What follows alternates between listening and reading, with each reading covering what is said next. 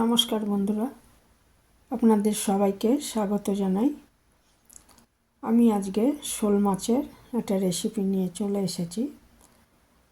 শোল মাছ এইভাবে বানালে গরম ভাতের সঙ্গে দারুণ লাগবে। তো এর জন্য আমি নিয়ে নিয়েছি কয়েক পিস শোল মাছ, মাথা লেজাটা বাদ দিয়ে আর কি নিয়েছি। এটা আগে নুন, হলুদ আর লঙ্কা গুঁড়ো দিয়ে ভালো মতো মাখিয়ে রাখছি। লঙ্কার গুঁড়োটা অবশ্য কাশ্মীরি লাল লঙ্কার গুঁড়ো দিয়েছি, মানে এরকমভাবে লঙ্কার গুঁড়ো নুন হলুদের সাথে লঙ্কার গুঁড়ো মাখিয়ে রাখলে এটা দেখতেও ভালো লাগবে, এই জন্য এটা দিয়েছি আর কি।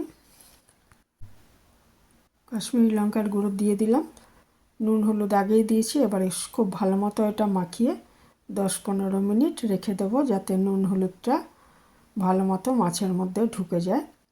তারপর মাছটা ভাজবো। আর ততক্ষণে আমি কয়েকটা কাজ আমাকে করে নিতে হবে। নুন হলুদগুলো ভালো করে মাখিয়ে দিচ্ছি।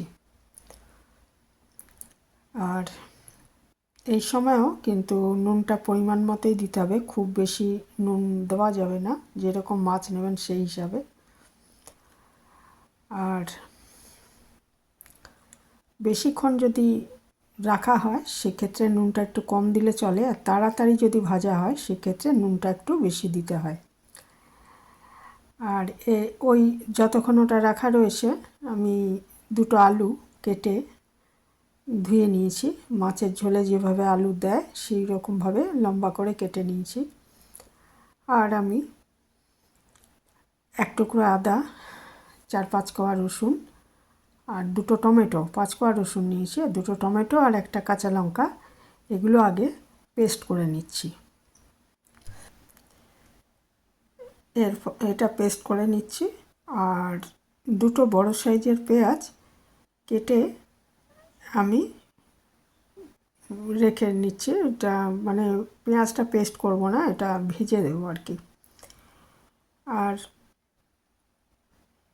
পেস্টটা বানিয়ে নিয়েছি টমেটো, রসুন, আদার।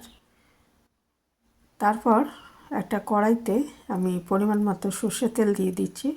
আর সর্ষের তেলটা গরম হয়ে গেলে তারপর আঁচটা একটু কমিয়ে তারপরে মাছগুলো দিয়ে দেবো এর মধ্যে, তাহলে তেল ছেটাবে না। ওই জন্য তেলটা গরম হয়ে গেলে আঁচটা একটু কমিয়ে তারপর মাছগুলো এর মধ্যে দেব। আর 2 পিঠ খুব ভালো মতো একটু কড়া করেই ভেজে নেবো মাছগুলো।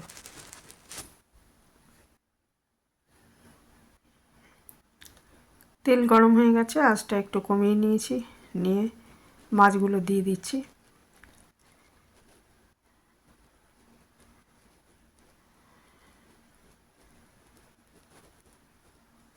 তারপর 2 পিঠ খুব ভালো মতো ভেজে নিতে হবে।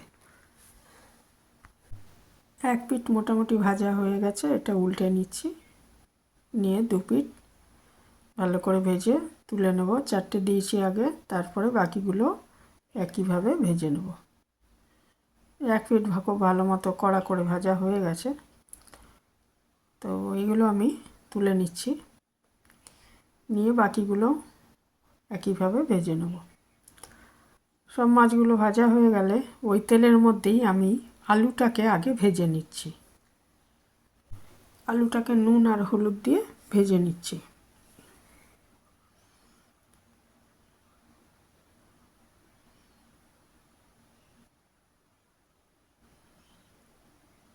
সব মাছগুলো আমি ভেজে তুলে রেখেছিলাম।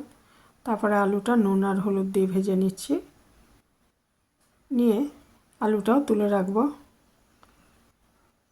তারপর সেই তেলের মধ্যে আমি ফোড়ন দিয়ে দেবো।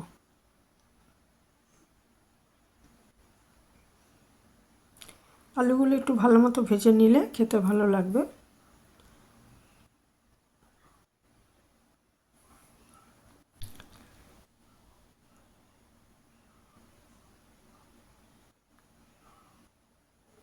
আলুগুলো ভাজা হয়ে গেছে, তুলে নিয়েছি। ফোড়ন হিসেবে দিয়ে দিলাম একটা শুকনো লঙ্কা, একটা তেজপাতা আর সাদা জিরে।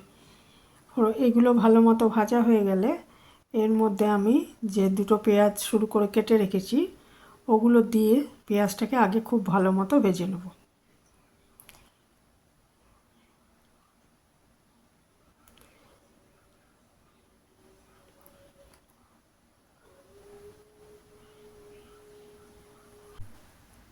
পেঁয়াজগুলো একটু কম আঁচে ভাজতে হবে, মিডিয়াম আঁচে ভেজে নিতে হবে, নাহলে পুড়ে যাবে। পেঁয়াজগুলো ভাজা হয়ে গেলে এর মধ্যে আমি ওই যে পেস্টটা বানিয়ে রেখেছি সেটা দিয়ে দিলাম। টমেটো, আদা এবং রসুনের যে পেস্টটা বানিয়ে রাখা হয়েছিল সেটা এর মধ্যে দিয়ে দিচ্ছি। ওই দিয়ে কিন্তু আমি একটু গরম জল করে নিচ্ছি, জলের সময় গরম জলটা দেব।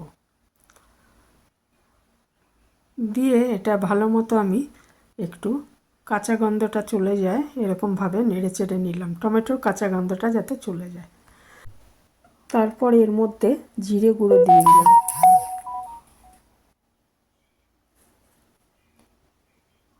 দিয়ে দিলাম ধনে গুঁড়ো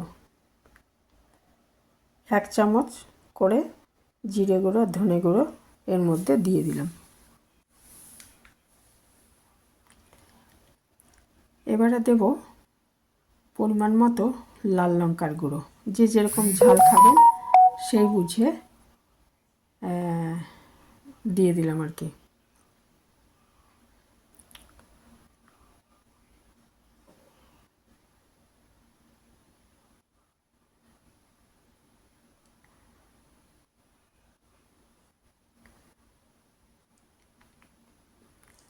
মশলাটা একটু ভাজা ভাজা হয়ে গেলে এর মধ্যে আমি আলুগুলো দিয়ে একটু কষিয়ে নিচ্ছি। কষিয়ে নেওয়ার পর এর মধ্যে পরিমাণ মতো আমি গরম জল দিয়ে দেবো। যে পরিমাণ আমি ঝোল রাখতে চাই সেই হিসাবে আমি গরম জলটা দেবো। তবে আমি খুব বেশি ঝোল রাখিনি, আবার একদম শুকনো যাতে না হয়ে যায় সেইভাবে দিয়েছি জলটা।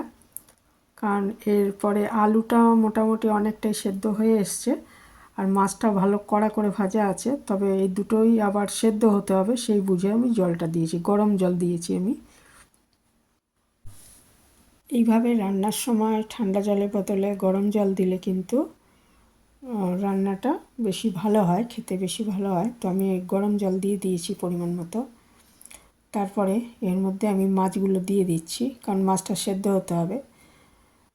আলু অনেকটাই সেদ্ধ করা আছে, সেই জন্য মাছটা দিয়ে আমি ঢাকা দিয়ে 6-7 মিনিট রান্না করে নিচ্ছি, তাহলেই মোটামুটি হয়ে যাবে। তো 6-7 মিনিট পর আমি ঢাকাটা খুলে একটু ধনেপাতা দিয়ে দিয়েছি। এখন ধনেপাতা গন্ধ অনেকে পছন্দ করেন না, কারণ ধনেপাতা এখন অনেক পুরনো হয়ে গেছে। তো সেরকম হলে এখানে ধনেপাতার বদলে গরম মশলা দেবেন, এলাচ, দারচিনি এবং লবঙ্গের গুঁড়ো। এটাই বাঙালিরা সাধারণত গরম মশলা হিসাবে এই 3টে জিনিসই ব্যবহার করে বেশি। তো এটা ওর মধ্যে দিয়ে দেবেন। এই ছিল আমার আজকের রেসিপি। খুবই ভালো হয় খেতে, গরম ভাতের সঙ্গে দারুণ লাগবে এইভাবে করলে। এখানেই শেষ করলাম, ভালো থাকবেন সবাই।